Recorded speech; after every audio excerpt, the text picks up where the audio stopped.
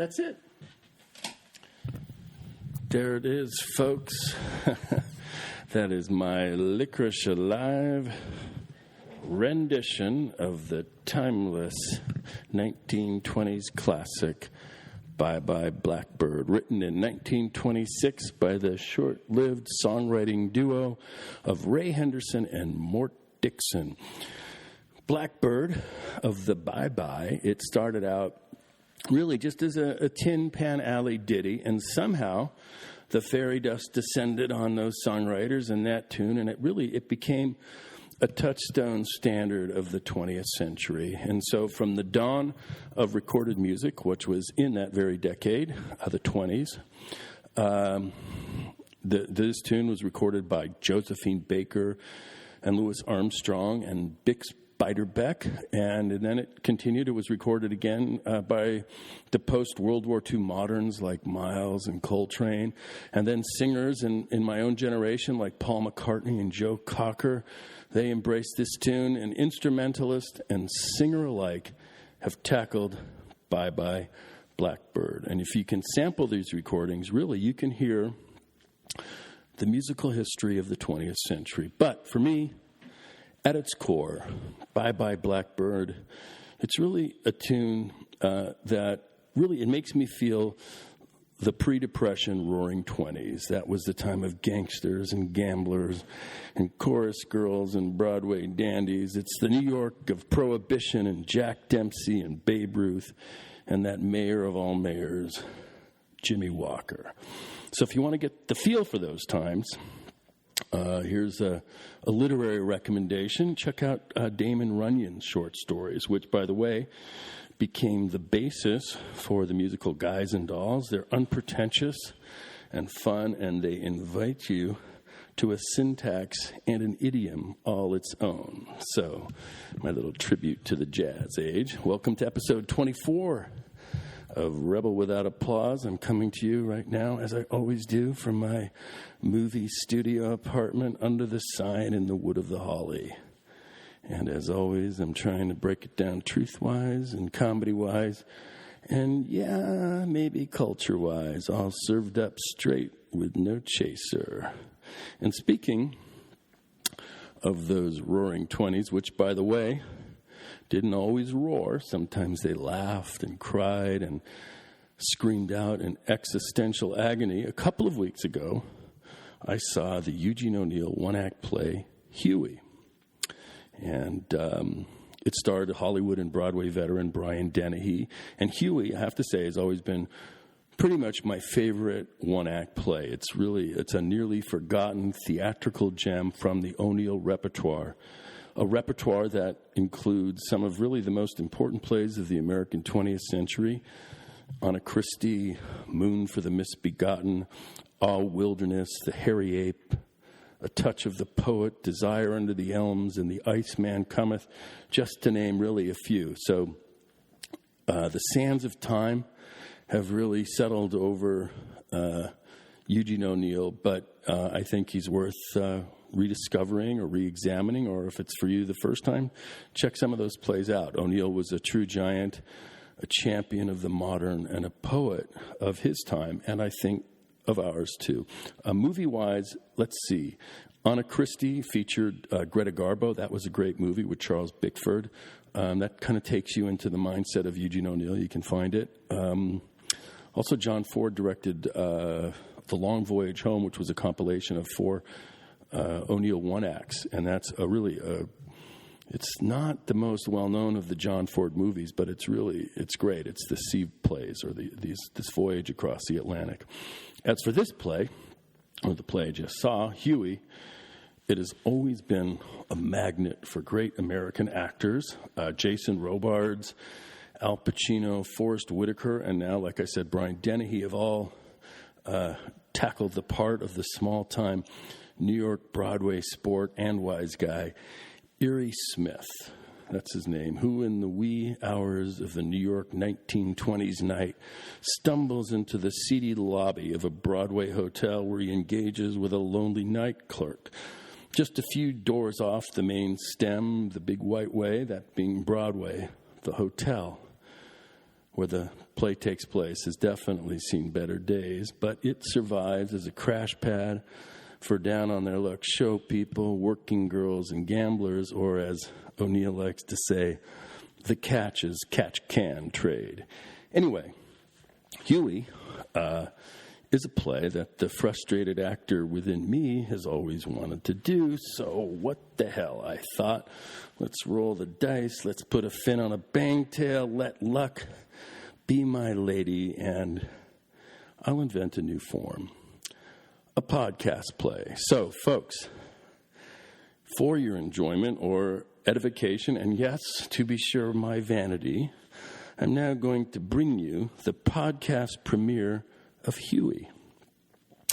And for your information, the play lasts about 30 to 40 minutes. You can take it in one sitting, or you can break it up as you choose. So, folks, please, if you will, indulge me as I take a long day's journey into the New York night.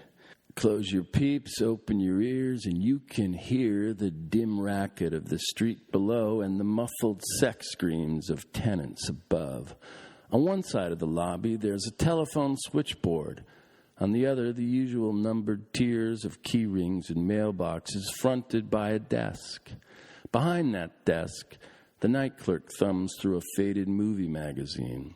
Above him, a clock ticks past the bottom side of the 3 a.m. hour as Erie Smith, a down-on-his-luck Broadway dandy, saunters in. Ba-ba-doo-doo-doo-ba-da-ba. Ba-ba-dee-ba-dee-ba-da-ba-ba-ba. Da-doo-doo-ba-ba-ba-da. Erie plops his Panama on the desk, forks out his fist, and demands, "Key." Forgot, you ain't seen me before. Erie Smith's the name. I'm an old-timer in this flea bag. 492.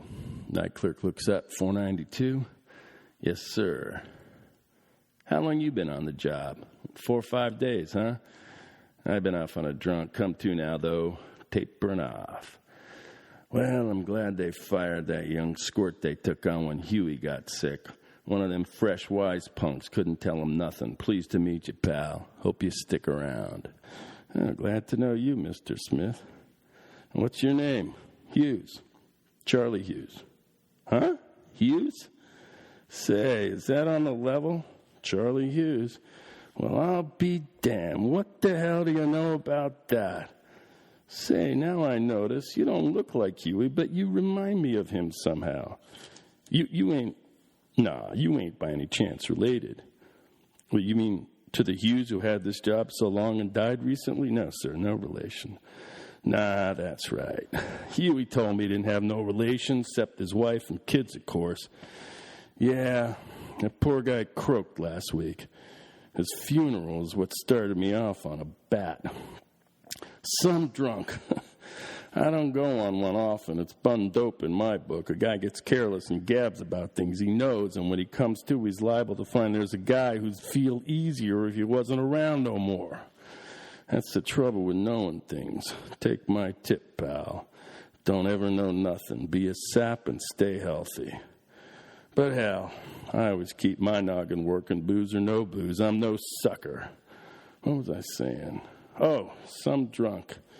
I sure hit the high spots. You should have seen the doll I made before last. Night before last. And did she take me to the cleaners? I'm a sucker for blondes.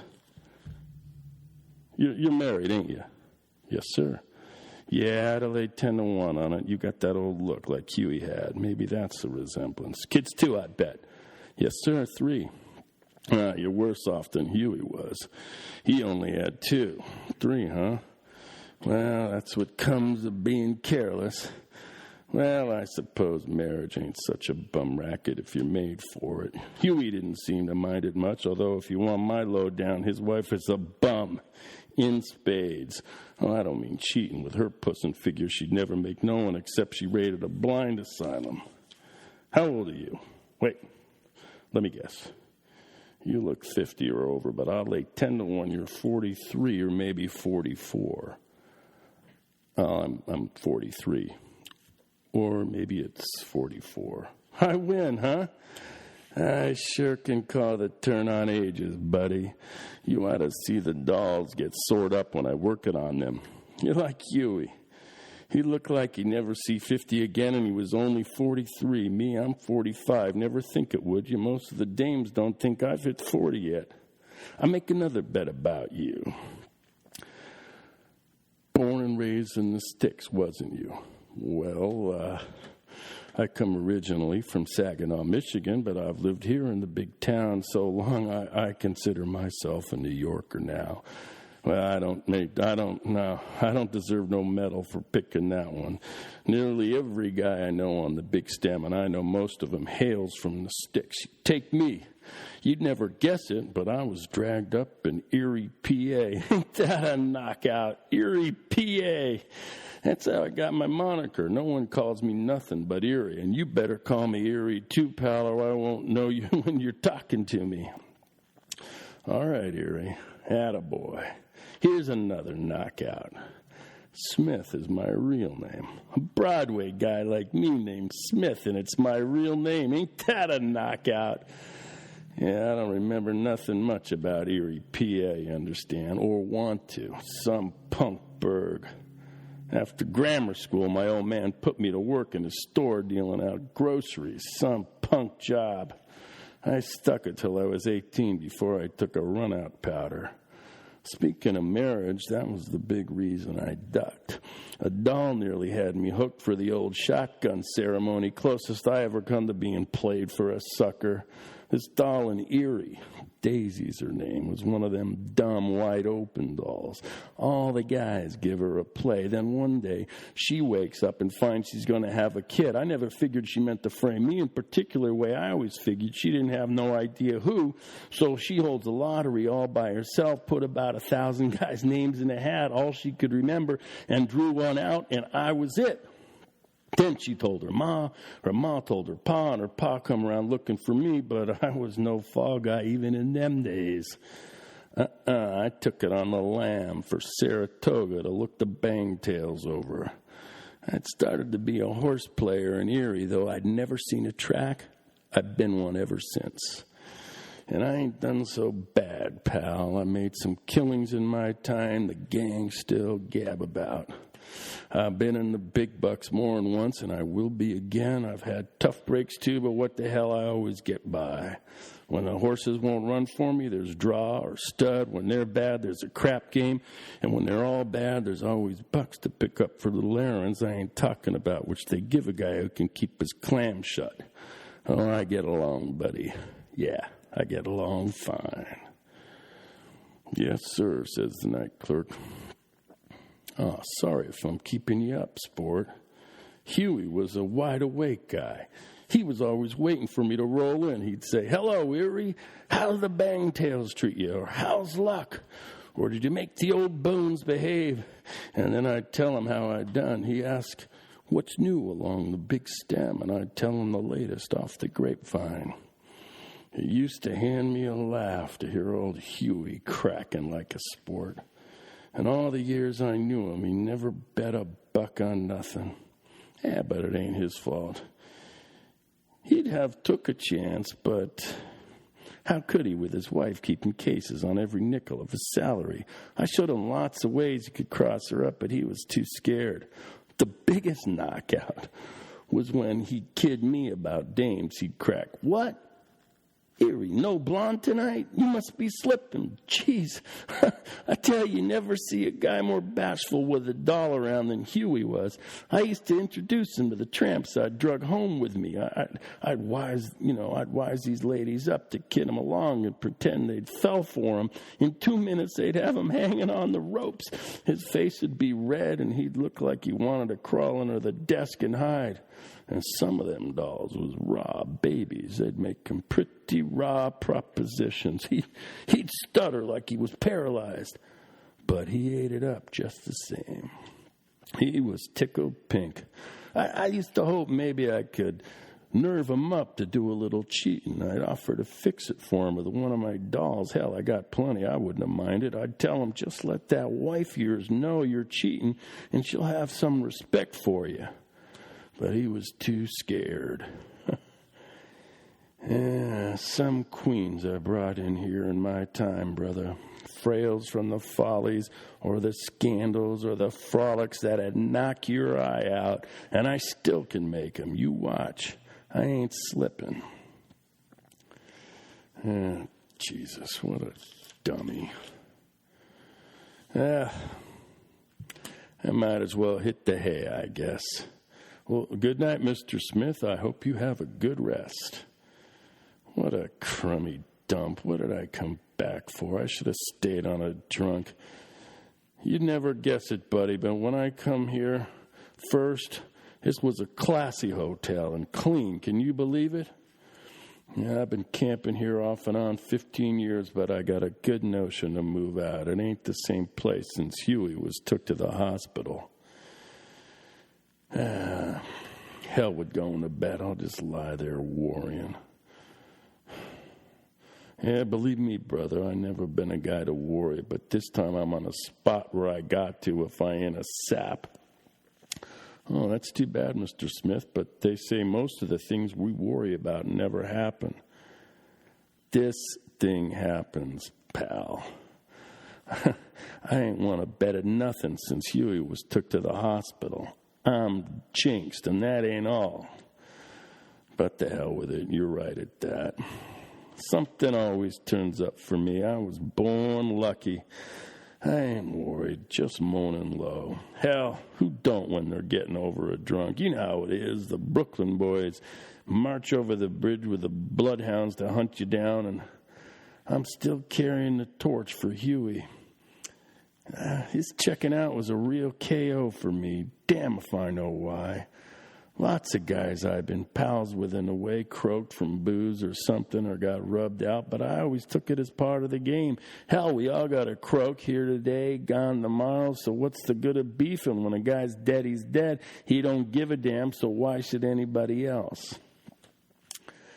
Yeah, I miss Hughie, I guess. I guess I got to like him a lot. Not that I was ever real pals with him, you understand. He didn't run in my class. He didn't know none of the answers. He was just a sucker. But I sure am sorry he's gone. You missed a lot not knowing Hughie, pal. He sure was one grand little guy.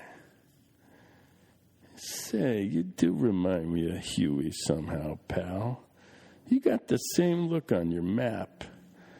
But I guess it's only that old night clerk look. There's one of them born every minute. Yes, Mr. Smith, that's what Barnum said, and it's certainly true, isn't it? Nix on the Mr. Smith stuff, Charlie. There's 10 of them born every minute. Call me Erie like I told you. All right, Erie. Yeah, Hughie was one grand little guy. All the same, like I said, he wasn't the kind of guy you'd ever figure a guy like me would take to because he was a sucker, see? A kind of sap you'd take to the cleaners 1,000,000 times and he'd never wise up he was took. Why, night after night, just for a gag. I'd get him to shoot crap with me here on the desk with my dice, and he'd never ask me to give him the once-over. Can you beat that? Not that I'd ever ring in no phonies on a pal. I'm no heel. And anyway, I didn't need none to take Hughie because he never been... Well, I mean, the thing with Hughie, he never even made me knock them dice against nothing, just the roll on the desk here. Boy, if they'd ever let me throw him that way in a real game, I'd be worth $10 million. You'd have thought Hughie would have got wise. Something was out of order when no matter how much he'd win on a run of luck like suckers have sometimes, I'd always take him to the cleaners in the end. But he never suspicioned nothing. All he'd say was, gosh, Erie, no wonder you took up gambling. You sure was born lucky. Can you beat that? Of course, like I said, it was only a gag. He'd play with real Jack, or we'd play with real Jack just to make it look real, but it was all my Jack. He never had no Jack. His wife dealt him 4 bits a day for spending money, so I'd stake him at the start to half of what I got in chicken feed, I mean. We'd pretend a cent was $1 and a nickel was a fin and so on. Some big game. he got a kick out of it. He'd get all head up. It'd give me a kick too, especially when he'd say, "Gosh, Yuri, I don't wonder you never worry about money with your luck." That guy, Hughie, he'd believe anything. Of course, I'd stall him off when he'd want to shoot nights when I didn't have a goddamn nickel. What laughs he used to hand me. He'd always call horses the Bangtails, like he'd known them all his life. And he'd never seen a horse race, not till I kidnapped him one day and took him down to Belmont. What a kick he got out of that.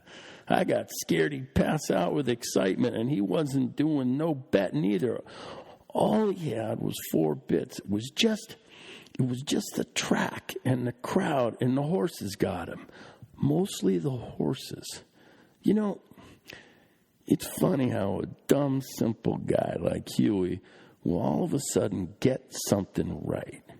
He says, "They're the most beautiful things in the world, I think." And he wins. I tell you, pal, I'd rather sleep in the same stall with old Man of War than make the whole damn Follies. What do you think? Yes, I agree with you, Mr. I mean, Yuri. Yeah? Yeah, I bet you never seen one except back at the old fairgrounds in the sticks. I don't mean them kind of turtles. I mean a real horse. And what do you think happened the next night?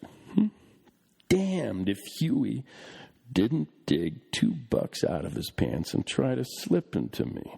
"Let this ride on the nose whatever horse you're betting on tomorrow," he told me. I got sore. "Nix," I told him. "If you're going to start playing sucker and betting on horse races, you don't get no assist from me." Was that a laugh? Me advising a sucker not to bet. I spent my whole life telling saps a story to make him bet. I said, Where'd you grab this dough out of the little woman's purse, huh? What tell you going to give her when you lose it? She'll start breaking up the furniture with you. No, he says, she'll just cry. That's worse, I said. No guy can beat that racket. I had a doll cry on me once in a restaurant full of people till I had to promise her a diamond engagement ring to sober up. Well, anyway, Hughie sneaked the $2 back in the little woman's purse when he went home that morning, and that was the end of that. Yeah, Boy Scouts got nothing on me, pal, when it comes to good deeds. That was one I'd done. It's too bad I can't remember no others. You know, I had Hughie sized up for a sap the first time I see him. I just rolled in from Tijuana. I'd made a big killing down there, and I was lousy with Jack. Came all the way in a drawing room, and I wasn't lonely in it neither. There was a blonde movie doll on the train, and I was lucky in them days. I used to follow the horses south every winter. I don't know more. Sick of traveling, and I ain't as lucky as I was. Anyway, this dame I'm talking about, soon as I hit this lobby, I see there's a new night clerk, and while I'm signing up for the bridal suite, I make a bet with myself he's never been nothing but a night clerk, and I win. At first, he wouldn't open up. Not that he was cagey about gabbing too much, but like he couldn't think of nothing about himself worth saying.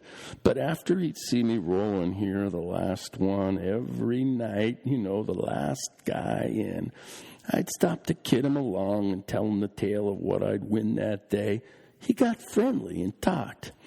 He come from a Hickburg upstate, graduated from high school and had a shot at different jobs in the old hometown, but couldn't make the grade until he was took on as a night clerk in the hotel there.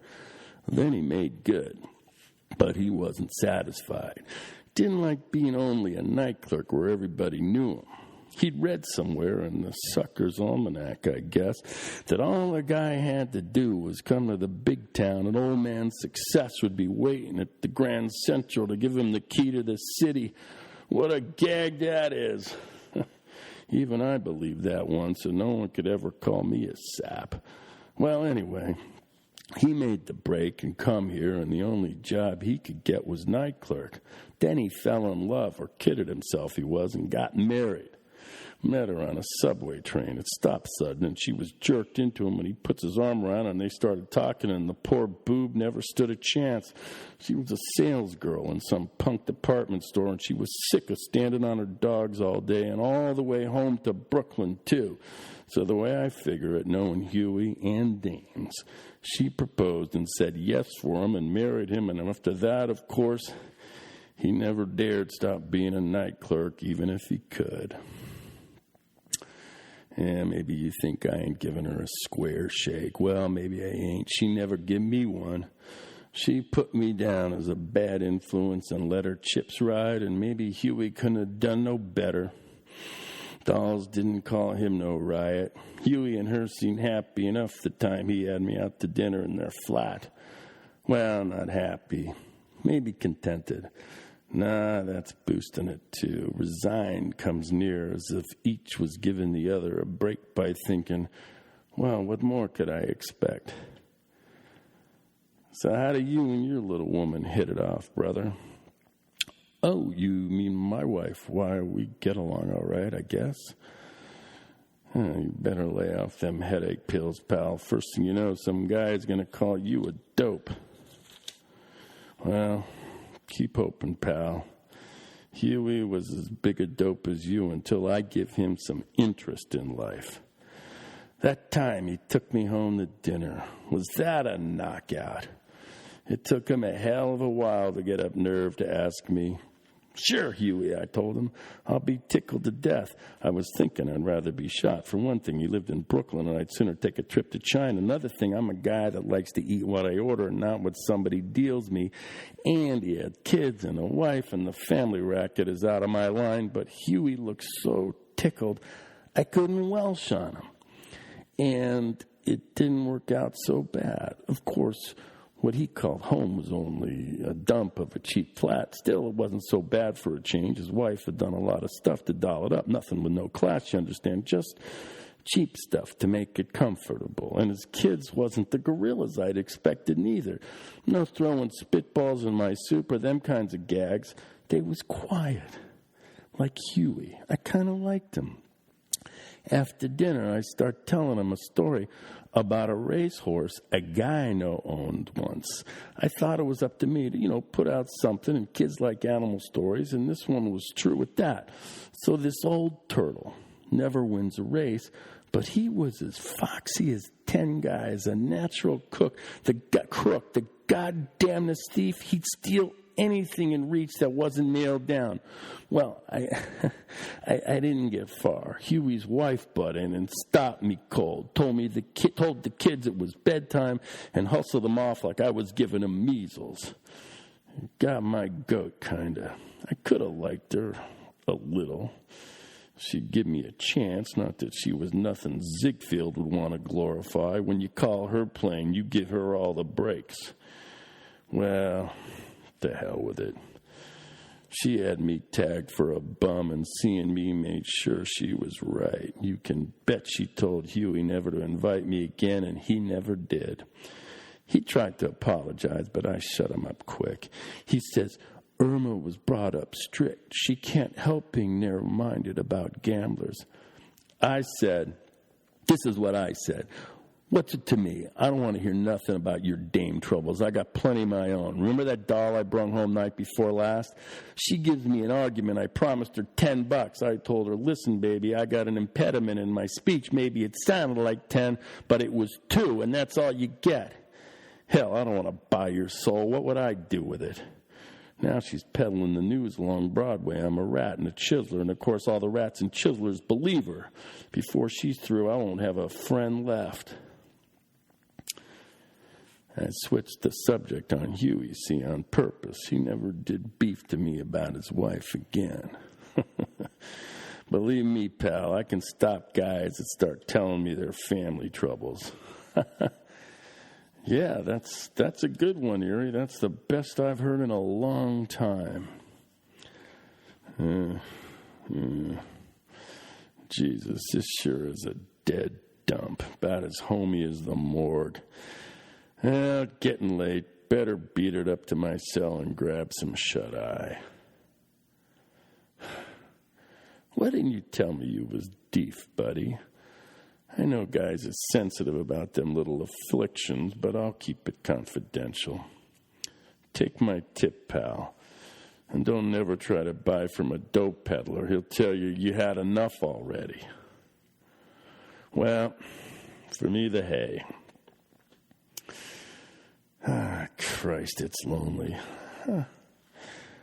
I wish Hughie was here. By God, if he was, I'd tell him a tale that'd make his eyes pop. The bigger the story, the harder he'd fall. He was that kind of sap. He thought gambling was romantic. I guess he saw me like a sort of dream guy, the sort of guy he'd like to be if he could take a chance. I guess he lived a sort of double life, listening to me gabbing about hitting the high spots. Come to figure it, I'll bet he even cheated on his wife that way, using me and my dolls. No wonder he liked me, huh? And the bigger I made myself, the more he lapped it up. I went easy on him at first. I didn't lie. Not any more than a guy naturally does when he gabs about the bets he wins and the dolls he's made. But I soon see he was crying for more. And when a sucker cries for more, you're a dope if you don't let him have it. Every tramp I made got to be a Follies doll. He always liked them to be Follies dolls or in the scandals or frolics. He wanted me to be the Sheik of Araby or something that any blonde go round-heeled about. Well, I gave him plenty of that, and I gave him plenty of gambling tales. I explained my camping in this dump was because I don't want to waste Jack on nothing but gambling. It was like dope to me, I told him. I couldn't quit. He lapped that up. He liked to kid himself I'm mixed up in the racket. He thought gangsters was romantic, so I fed him some baloney about hijacking I'd done once. I told him I knew all the big shots. Well, so I do most of them to say hello, and sometimes they hello back. Who wouldn't know him that hangs around Broadway in the joints? I run errands for him sometimes because there's dough in it, but I'm cagey about getting in where it ain't healthy. Hughie wanted to think me and Legs Diamonds was old pals, so I give him that too. I give him anything he cried for. And don't get the wrong idea, pal. What I fed Hughie wasn't all lies. The tales about gambling wasn't. They was stories of big games and killings that really happened since I've been hanging around, only I wasn't in on them like I made out, except one or two from way back when I had to run a big luck and was in the bucks for until I was took to the cleaners. Yeah. Hughie lapped up my stories like they was duck soup or a beak full of heroin. I sure took him around with me in tales and showed him one hell of a time. And you know, it done me good too in a way. Sure, I'd get to seeing myself like he seen me. And some nights I'd come back here without a buck feeling lower than a snake's belly, and first thing you know, I'd be lousy with Jack, betting a grand race. Oh, I was wise. I was kidding myself. I ain't a sap, but what the hell? Hughie loved it, and it didn't cost nobody nothing, and if every guy along Broadway who kids himself was to drop dead, there wouldn't be nobody left. Ain't that the truth, Charlie? Truth? I'm afraid I didn't get. What's the truth? Nothing, pal. Not a thing. I could tell by Hughie's face before he went to the hospital he was through. I seen that same look on guys' faces when they knew they was on the spot just before guys caught up with them. I went to see him twice in the hospital. The first time his wife was there and gave me a dirty look, but he cooked up a smile and said, "Hello, Erie. How are the Bangtails treating you?" I see he wants a big story to cheer him up, but his wife butts in and says he's weak and he mustn't get excited. I felt like cracking. Well, the docs in this dump got the right dope. Just leave you with him and he'll never get excited. The second time I went, they wouldn't let me see him. That was near the end. I went to his funeral, too. There wasn't nobody but a couple of his wife's relations. I had to feel sorry for her. She looked like she ought to be parked in a coffin, too. The kids was bawling. There wasn't no flowers but a couple lousy wreaths. It would have been a punk showing for poor old Hughie if it hadn't been for my flower piece. That was some display, pal. It'd knock your eye out. Set me back $100 and no kidding.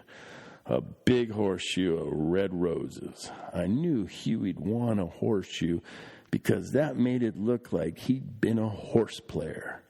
And around the top of the horseshoe, printed in forget-me-nots, was, "Goodbye, old pal." Hughie liked to kid himself he was my pal. And so he was at that, even if he was a sucker.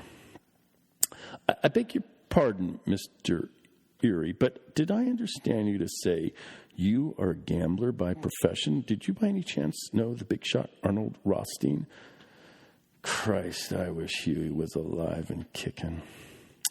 I'd tell him I win $10,000 from the bookies and $10,000 at stud and $10,000 in a crap game. I'd tell him I bought one of those Mercedes Sport Roadsters with a nickel pipe sticking out of the hood. I'd tell him I lay 3 babes from the Follies, 2 blondes and 1 brunette.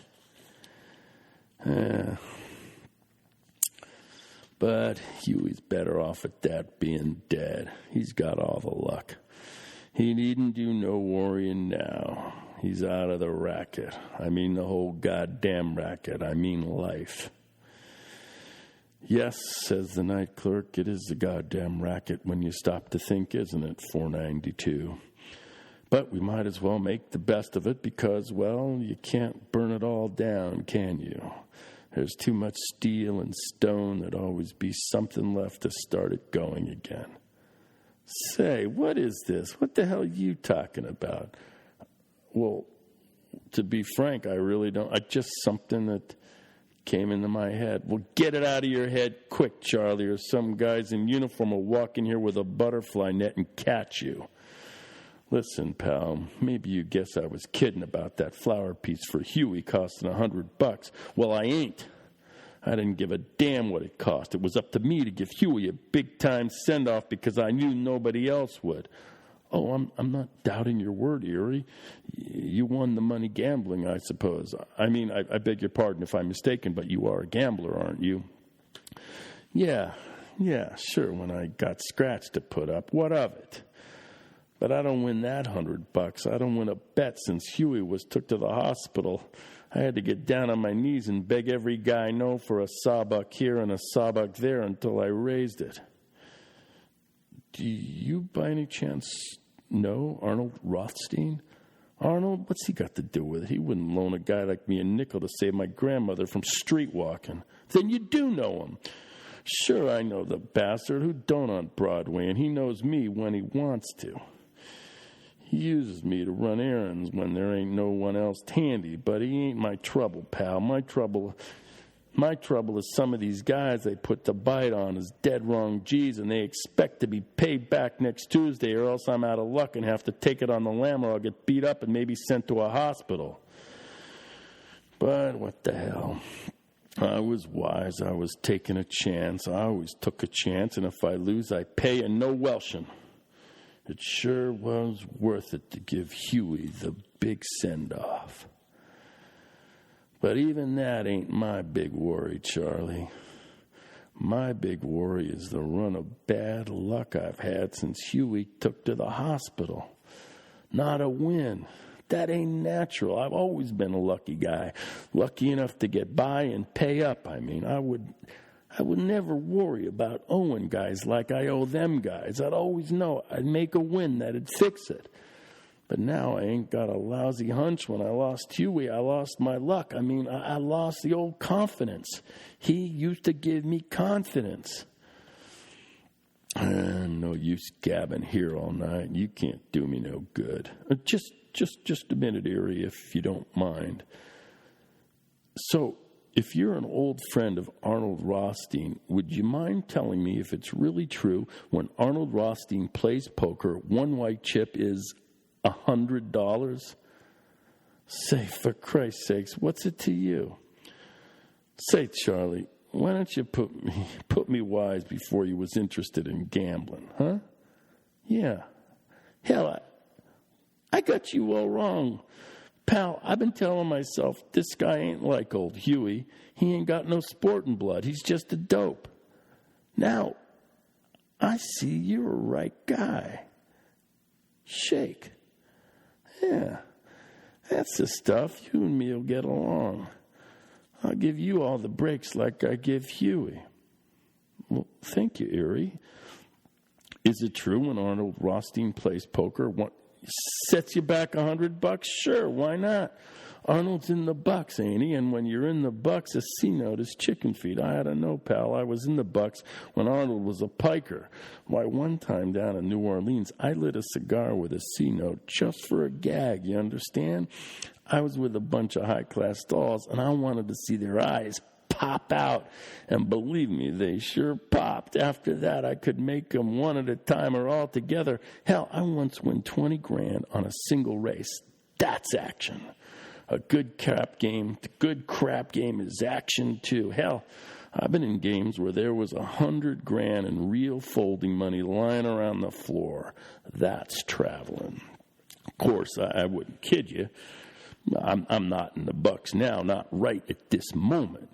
You know how it is, Charlie, down today and up tomorrow. But I got some dough riding on the nose of a turtle in the fourth at Saratoga. I hear a story he'll be so full of hop, if the jock can't keep him from jumping over the grandstand, he'll win by a mile. So if I roll in here with a blonde that'll knock your eyes out, don't be surprised. Oh, you can't surprise me that way. I've been a night clerk in New York all my life almost. I'll forget the house rules, Erie. Yeah, the manager wouldn't like you to remember something he ain't heard of yet. How about shooting a little crap, Charlie? I mean, just in fun like I used to with Hughie. I know you can't afford taking no chances. I'll stake you, see? I got a couple of bucks. We got to use real jack or it don't look real. It's all my jack, get it? You can't lose. I just want to show you how I'll take you to the cleaners. It'll give me confidence. Here you are. My dice. You want to give these dice the once over before we start? Well, what do you think I am? I know I can trust you, Erie. Yeah. You remind me a lot of Hughie, pal. He always trusted me. Well, don't blame me if I'm lucky. It's time I quit carrying the torch for Hughie. Hell, what's the use? It don't do him no good. He's gone like we all got to go. Him yesterday, me or you tomorrow. And who cares and what's the difference? It's all in the racket, huh? All right. Here you go. I shoot 2 bits. I fade you. Here we go. 4's my point. 4 it is. Easy when you got my luck and know-how. Huh, Charlie? Erie chuckles, giving the night clerk the slyly amused, contemptuous, affectionate wink with which a wise guy regales a sucker. Fade out, curtain, finny. There you go, folks.